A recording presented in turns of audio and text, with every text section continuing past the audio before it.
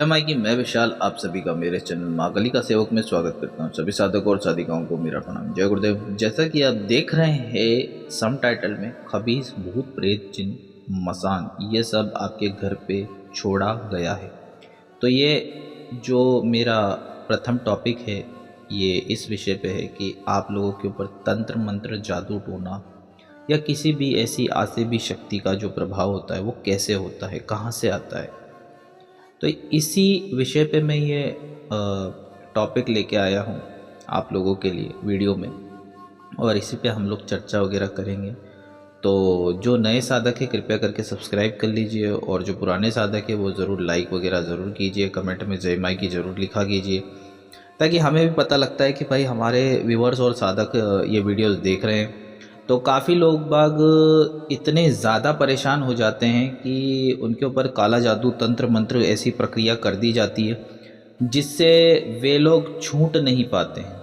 अगर किसी के ऊपर खबीस छोड़ दिया है तो आप जगह जगह पूजा करवा के थक गए, सुंदर कांड भी करा लिया, हनुमान चालीसा भी बैठ के पाठ कर रहे हैं, काली चालीसा का भी पाठ कर रहे हैं, दुर्गा चालीसा का भी पाठ कर रहे हैं, राम चालीसा मतलब चालीसाओं का पाठ करे जा रहे मतलब सभी प्रकार की चालीसाएँ होती है और सभी प्रकार के रक्षा कवच होते हैं, मंत्र होते हैं, शाबर मंत्र तंत्र, इन सब का प्रयोग करके भी आपने देख लिया है, लेकिन फिर भी उसमें आपको सफलता नहीं मिल रही और वो चीज़ पीछा छोड़ने का नाम नहीं ले रही है।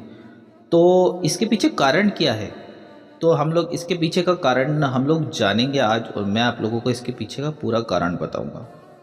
तो चैनल से जुड़े रहिए और वीडियो पूरा एंड तक देखें, तभी समझ में आएगा। और अगर स्किप करना है तो अभी कर दीजिए, क्योंकि जो इन्फॉर्मेशन है वो बीच बीच में दे दी जाएगी। वीडियो थोड़ा लंबा है, इसको ध्यानपूर्वक जो सुनेगा उसी के समझ में आएगा। जिन लोगों के ऊपर क्रिया हुई है ना, वही लोग समझ पाएंगे कि भाई इस वीडियो के अंदर मैंने बहुत अच्छी जानकारी दी है आप लोगों को। तो जो लोग सुनेंगे उन लोगों को ही समझ में आएगा। तो चलिए हम बात करते हैं इस विषय। तो जो लोग तंत्र मंत्र की जो क्रिया करवाते हैं, या तो आपके परिजन करवाएंगे, ठीक है, या तो फिर आपके कोई गहन शत्रु होंगे आसपास के, वो करवाएंगे, ठीक है ना। इन 3-4 जगहों से मतलब कहीं से भी शत्रु आपका बन सकता है। और चौथी जगह है, यानी कि किसी के उतारे पे पाँव रख दिया आपने, ठीक है, गलती से, या आपकी गाड़ी उसके ऊपर से निकल गई। समझ रहे हैं आप मैं क्या कह रहा हूँ? आप कहीं जा रहे हैं, ट्रैवल कर रहे हैं, आपने आपके पास बाइक है, स्कूटी है या 4 व्हीलर है, वो भी अगर उसके ऊपर से निकल गई दबा के टायर के ऊपर से, तो समझ लीजिए वो चीज़ आपकी गाड़ी में चिपक जाएगी और आपके साथ लग जाएगी। ये भी चीज़ होती है। या आप कहीं पैदल पैदल जा रहे हैं, अंधेरे में आपने उस चीज़ के ऊपर पाँव रख दिया, आपको पता नहीं चल रहा है। मान लीजिए काले कपड़े के ऊपर, छोटे से कपड़े के ऊपर भी आपने पाँव रख दिया ना, तो वो भी समझ लीजिए कि अगर वो उतारे का होगा तो वो कपड़ा कहीं से उड़ के आ गया होगा वहाँ पर, तो उस जगह पे भी अगर आपने पाँव रख दिया तो आपके ऊपर वो चीज़ लग जाएगी। आप ये मत सोचिएगा कि ये तो कुछ नहीं है, साधारण चीज़ है, लेकिन ऐसा नहीं है। कुछ चीज़ें ऐसी खतरनाक होती है, छोटी सी छोटी चीज़ में उतारा करके तांत्रिक उस चीज़ को वहाँ पर उतार के रख देता है, तो वो किसी और की चीज़ आपको लग जाती है, तो वो आपके जीवन को दुभर कर देती है, यानी कि ऐसा गंदा परेशान कर देती है आपको। आपके ना तो कई काम बनेंगे। आप कभी आपने नोट किया होगा कि कुछ समय तक आपके काम अच्छे चल रहे, ऑटोमेटिकली काम सारे ठप हो गए। तो देखिए इसमें ग्रह नक्षत्रों का भी खेल होता है, और कई लोग इतना परेशान हो जाते हैं कि उनके ऊपर किसी ने कुछ करवा दिया, लेकिन इसमें ऐसा भी होता है कि ग्रहों के कारण भी व्यक्ति परेशान हो जाता है। तो हारी बीमारी, और कभी कभी ऐसा होता है कि आपके ऊपर किसी ऐसी शक्ति का प्रयोग कर दिया जाता है कि जो सिर्फ बीमारी पैदा करती है, यानी कि मसान मसान की शक्ति का अगर प्रयोग कर दिया जाए तो बीमारी पैदा होने लग जाती है। बीमारी कैसे?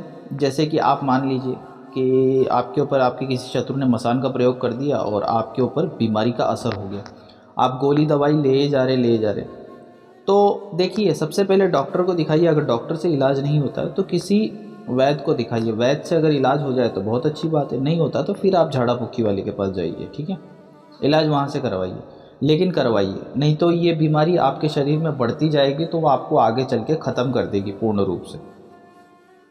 काफ़ी लोगों के साथ में ऐसा होता है कि एंडिंग कंडीशन में हम लोगों के पास में आते हैं, फिर कहते हैं कि गुरुजी सही कर दीजिए, लेकिन हम भी है ना उन्हें 70-80% तक ही सही कर पाते हैं, क्योंकि पूरे तरीके से करने के लिए समय लग जाता है, 2 महीने 3 महीने 4 महीने लग जाता है, ठीक है।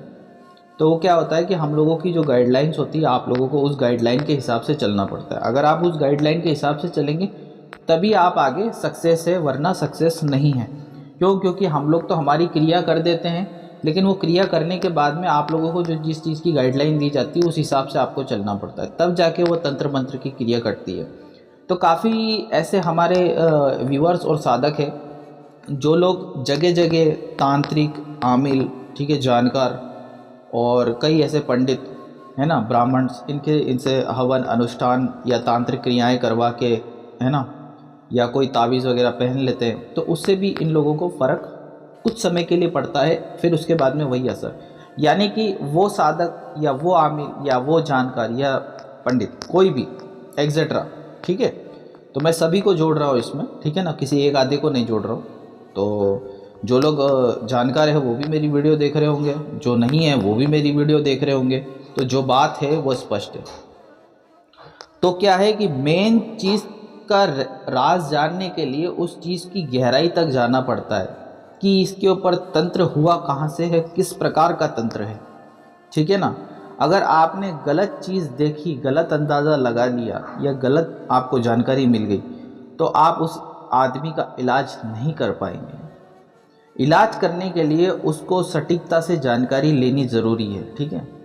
जब तक आप किसी तह तक ना पहुँचे, सामने वाले को गलत जानकारी ना दीजिए। सबसे बड़ी बात, तंत्र विद्या का रहस्य बहुत बड़ा है। कई तंत्र विद्या का नाम हमने भी नहीं सुना है और कई तंत्र विद्या का नाम आपने भी नहीं सुना है, ठीक है। कई ऐसी तांत्रिक विद्याएं होती हैं जिनका जिक्र ग्रंथों और पुराणों में तक नहीं है, समझ रहे हैं आप।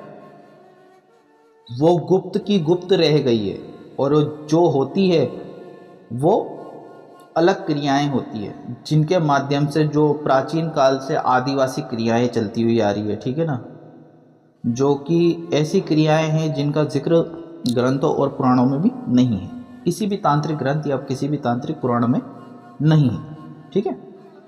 तो ये सारी तांत्रिक क्रियाएं होती है, इन सब से छुटकारा पाने के लिए आदमी कहाँ कहाँ नहीं भागता है, ठीक है, उनका इलाज तक नहीं हो पाता है। कैसे इलाज होगा? कुछ समय के लिए पॉजिटिविटी आती है, फिर वापस नेगेटिविटी आ जाती है।